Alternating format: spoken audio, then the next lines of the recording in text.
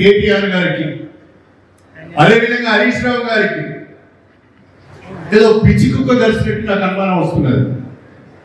వాళ్ళు రోజు ప్రతిరోజు పత్రికల్లో ఉండాలి, ప్రతిరోజు ఉదయం సాయంకాలం మీడియాలో ఉండాలనే తపన తప్ప మరొకటి లేదు. ప్రతిపక్షము ప్రభుత్వానికి తగు రీతిలో సలహాలు సూచనలు ఇవ్వాలి, విమర్శలు కూడా చేయాలి. అవి సహేతుకంగా ఉండాలి, ప్రజలకు ఉపయోగపడే విధంగా ఉండాలి.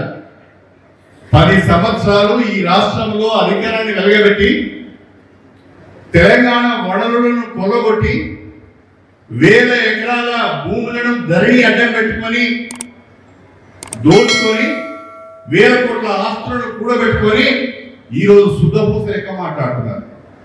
అరే, మీకు అవినీతి గురించి మాట్లాడే, నీతి గురించి మాట్లాడే నైతిక హక్కు మీకు ఉందా అని అడుగుతున్నాను. కేసీఆర్ కానీ, కేటీఆర్ కానీ, హరీష్ రావు గారికి కానీ తెలంగాణ వనరులను కొల్లగొట్టి వేల ఎకరాల భూములను మీరు సొంతం చేసుకొని వేల కోట్ల రూపాయల ఆస్తులను కూడా కట్టుకొని బ్రహ్మాండమైన ఫామ్ హౌస్లు కట్టుకొని ప్యాలెస్లు కట్టుకొని ఇవాళ మీరు నీతి గురించి మాట్లాడుతున్నారు. మీకు ఆ అర్హత ఉందా అని అడుగుతున్నాను, మీకు ఆ నైతిక హక్కు ఉందా అని అడుగుతున్నాను. పిల్లలు లేస్తే నిజాయితీ గురించి మాట్లాడతారు, నీతి గురించి మాట్లాడతారు. ఆ నీతి నిజాయితీ అనేది బీఆర్ఎస్ పార్టీ డిక్షనరీలోనే లేదు. మీరే కదా మొత్తం వ్యవస్థలను నాశనం చేసింది, మీరే కదా మొత్తం వ్యవస్థలను విధ్వంసం చేసింది. ఇవాళ మీరు కొత్తగా మాట్లాడుతున్నారు అంటే ఆశ్చర్యం కలుగుతున్నదని చెప్పి ఈ సందర్భంగా మీ అందరికీ కూడా సవినయంగా తెలియజేసుకుంటున్నారు.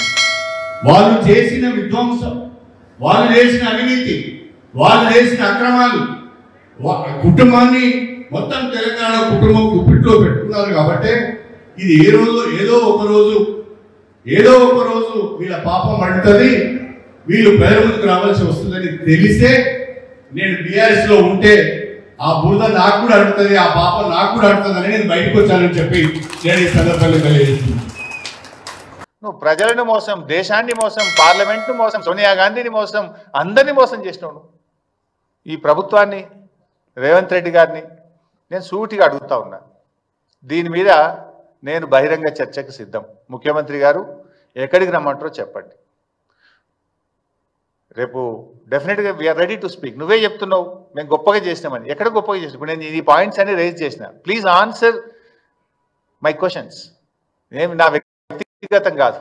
ఇప్పుడు ఎట్లయిపోయిందంటే కాంగ్రెస్ పార్టీ ప్రతిపక్షంగా మేము ఏదైనా ప్రతిపక్షం మాట్లాడితే మా మీద బురద జల్లుడు, మా మీద ఏదో ఒక పాత తీసి బుల్డోజర్ ఎక్కిస్తారా, చంపేస్తా, తొక్కుతా, ఇవి కాదు కదా. తొక్కుతా, సంపుతా, బుల్డోజర్ ఎక్కిస్తా, లేకపోతే మా మీద ఏదో బురద జల్లుడు, మీ లీడర్లను పెట్టించి మమ్మల్ని తిట్టించుడు. This is not the solution.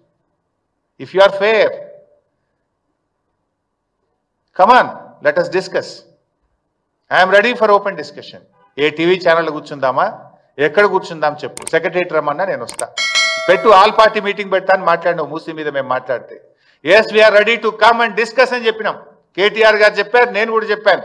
ఎందుకు పెట్టలే ఆల్ పార్టీ మీటింగ్? పెడితే ఈ అన్ని ఇష్యూస్ మేము డిస్కస్ చేద్దాం కదా. ఎందుకు పెట్టలేను? పార్లమెంటు తప్పుదో పట్టిస్తున్నావు. 2013 భూసేకరణ